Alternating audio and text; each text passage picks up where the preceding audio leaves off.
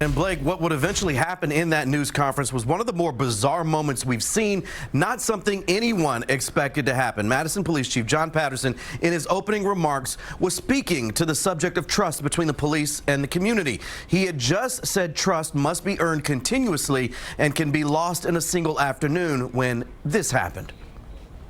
The thinness of trust in the city right now did not start.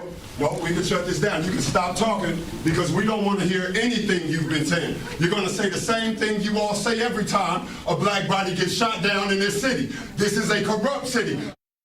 The man who interrupted the news conference is Carlos Dixon, a man who admitted to 12 News in recent weeks to stealing campaign signs in the governor's race.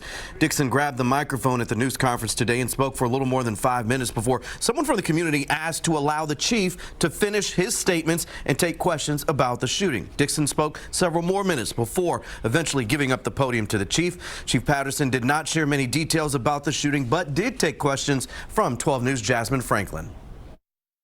Is there any previous history between the man that died and the officer who shot him? Were there any previous encounters the two had? There's a narrative that's been circulating around that I have to address. It was last night through the night suggesting that he was handcuffed before he was shot. I have seen video that I don't believe that was the case, and I don't know if any others have seen it either. I just felt I had to say that because it's been going around by others. I'm going to be in frequent contact with DCI. Daily. I commit to that. I'm going to push as hard as I can for as much information for them to share with all of us as quickly as possible, as soon as possible, while maintaining the independence of the investigation.